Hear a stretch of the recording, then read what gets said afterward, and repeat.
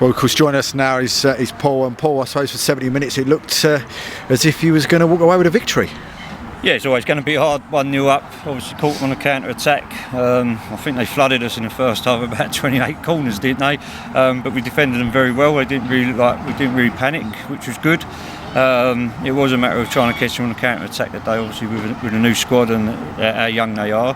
But there's a few new faces here, like I just said to you. There's Dylan there, the boy who's never played this level of football, he's only ever played Sunday football, and he's come in. I think he didn't look out of place at all today. So very positives, mate. Obviously the result ain't positive for us, but listen, we've just played Canvey Islands, you know what I mean? There's so much respect to them, you know, and look at their welfare and the experience of George Purcell and stuff like that against 16, 17 year olds. So we've all got to be looking here. I said to them, don't beat yourselves up today. Listen, we was unlucky. All right, if we'd have took a point, we would have said that was that would have been a good result for us, you know. But as I say, just the quality and probably their fitness levels just showed better than what it did in the end. I think that's what we said to Steve. You know, looking at it as well, it just seemed to be fitness. As soon as they got that first goal, it just looked like it was possibly we're going to be the only team that was going to score. But then great chance at the end. Even maybe didn't get the equaliser at the end. But as you said, Dylan at the back, my local fish and chip man, he did really well. Yeah, mate, as I say, it's good because he's a community boy from our area, you know what I mean, over our training ground. So sometimes things fall on your lap, but as I say, we worked hard enough out there today. I don't think the boys could say they didn't give me enough effort, you know. It's probably just that lack of experience, unfortunately, but obviously you still got Dan Crossan to come back, George Woodward.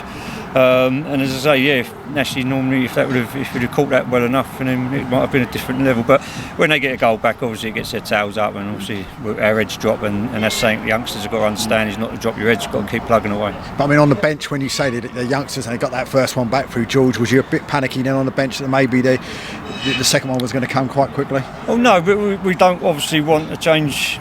This year we're trying to come out with a mentality of not to keep worrying about other teams, you know, worry about our foremost, worry what we set up in training drills and stuff. So the boys stuck to their guns, but like I said, I think it was just that lack of experience and the fitness levels. But I'm proud of the boys today. I mean, I'm watching them. I mean, I thought I said to Steve as well, I think it's not too much to worry about. I think if you can keep that side together, it was a lot of promising.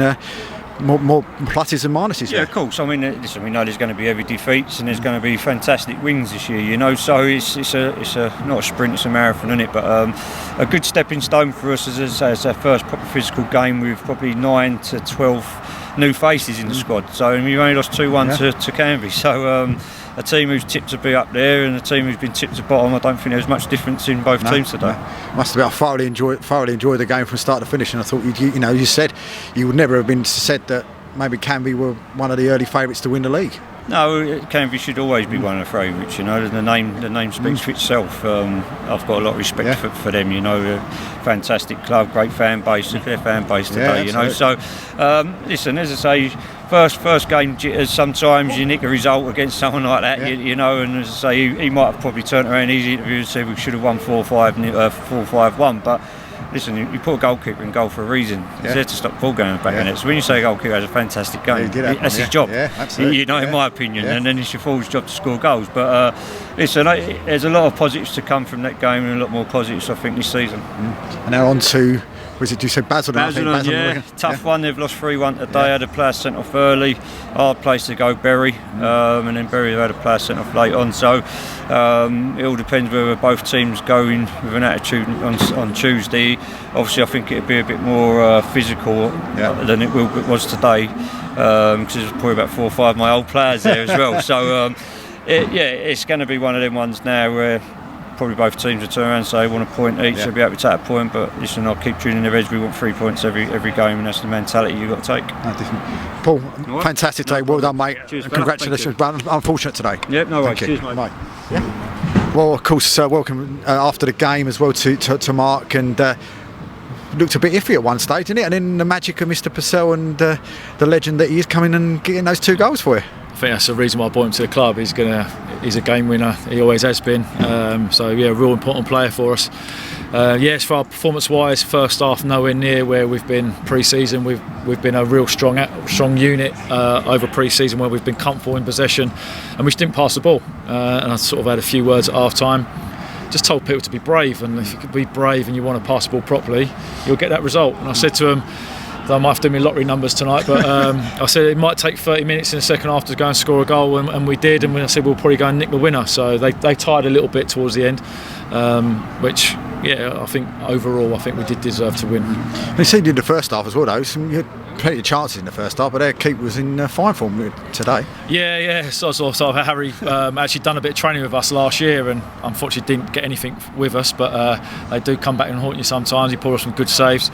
But we've got to be clinical. We've got to be ruthless in front of the goal. We've got to finish teams off and make the game comfortable for us. Because I don't want to be. Don't go wrong. I want to win 2-1, but we had enough chances there to win a couple of games. No disrespect to Romford, but I think overall, if we take our chances, it would be more comfortable. It just seemed to change, didn't it? I mean, as soon as George Purcell got that goal, it just looked as if the only team that was possibly going to get the winner was yourselves, and he pops up with the second and almost got his hat-trick as well. Yeah, like I say, well, I think our decision making on the ball, that was a total difference in the second half, where wide players have moved the ball quicker. George and Toby have got in the box where I don't think they did as much in the first half. And you give George a sniff around 5 yards out, he's going to take it. And Kane Gilbert was outstanding for us on the right hand side. It's not really his natural position, but he's a tenacious little sod, Kane, and I thought he'd done ever so well, put a great ball in for George, and his free kick got a little bit lucky, got a bit of deflection, so I might put it down as an own goal. But listen, we can move on from it, take the positives from it. We'll forget about the first half, and we'll go again. Got a real tough game Tuesday. And I suppose looking to add to the squad as well. I mean, for Canby to look forward to, Canby fans look forward to. Is there inklings in the fire maybe to put anybody else into the squad? Maybe. I know where I want to improve. We've brought a young lad in from Walthamstow who unfortunately is coming injured on Thursday. I think he'll definitely add something. He's an absolute live wire, and loads of people are talking about him at the moment. So I'm really interested to see when he comes back in. We've got Dan Humphreys, who signed from Southend. He's done ever so well pre-season. He's got one more game suspension to fulfil, and I know what I'm after. Hopefully we can get something over the line. Whether I can do that before Tuesday, I'm not sure. But yeah, hopefully we might have something in the pipeline. That's a smirky little grin there, so there's possibly might be say there. But I mean, injury-wise, we'll come away all happy today, or do you pick up anything? Jose's just picked something up, and he done ever so well when he come on, Jose, in the centre of the pitch, but I think he was overstretched for a shot and felt his groin a little bit, so that's got to be assessed. Sammy Knott hasn't trained or played for 2 weeks. It's his first game back.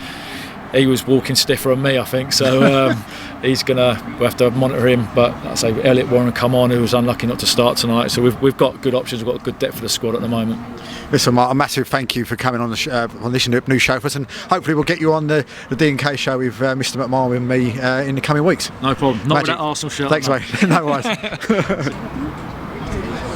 Well, I was joined by Steve, and chairman of and course, and almost everything else, Steve, I think, of Romford. But for 70 minutes, it looked quite as if he was going to get the result.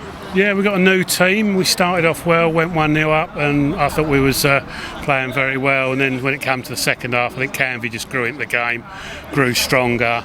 And I think when they scored the equaliser, I think sort of you fear the worst, whether they'll push on and win the game, and that's what happened with them running out 2-1 winners. And it's that class of Mr. Purcell as well. Just seems to be there at the right moment as well. Yeah, for as far as we're concerned, he always tends to be in the wrong place at the wrong time. But for Canby supporters, he's always in the right place at the right time. But no, I'm really proud of the boys today. It's a new squad, and there's lots there to be excited about. I mean, from my opinion, I stood watching the game. It looked as if there was, as you just said, bricks to build on. It just seemed like it was a good settled side. It could be a good settled side if you can get it going after a few more weeks and keeping them all together. It looks very, very promising. Yeah, I spoke to Magic during the week, and he said that he was excited. He said it's a quick side, and the fullbacks all like to push on, which they saw. And as I say, I think there's a lot there to be excited about, and the supporters were very positive. Obviously disappointing to lose. You can't dress it up in any other way, but I think we go again at Basildon on Tuesday, and I think as far as the season's concerned, for us it's keeping the squad together, and if we do keep them together, I think there's some exciting times ahead. Like you yourself, I mean, away from the game today, must be really excited about the new sponsorship deal. And Yeah, we're glad to get the brewery on board and managed to just get the shirts printed up in time for today's game. But we're pleased to have them on board, not only because they are a local sponsor, but there's an opportunity for stuff to go on at the brewery, and we're going to have some joint events, and it's a good way for us to publicise the club. We had a lot of supporters over here today that have said, you know, we haven't been following you around because Thurrock was too difficult to get to, or East Thurrock, but you know, the arena at Brentwood's a lot easier for them, so hopefully we're going to grow our crowds as the season continues.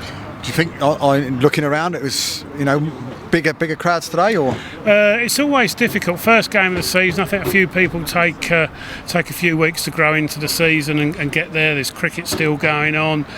People are having holidays or haven't had holidays, or building up brownie points with the people indoors or whatever. But normally it kicks in about September. I'd be looking for us to get our attendances up around the 130 mark, which I think for us is quite good when you consider it's still a ground share. I mean, the ground itself, the pitch, I said to Magic beforehand, it's the best I've seen the Brentwood pitch look. They've I've done a seen. really good job over here in the close season. They've spent a lot of money on the pitch, on the changing rooms, the bars all done up and what have you, and I'm sure it's going to attract a lot of people here, not just when Romford are playing, but when Brentwood are here as well. And it must give you a lot of enthusiasm, I suppose, seeing that performance as well today and going forward for the rest of the season, and maybe not be in those lower regions that it's been for the last couple of years. Yeah, I mean, I think that's what we're looking for this season, is to finish in a position where it's not just sort of get out of jail on the last day. We've done that 2 years. We know how exciting that can be.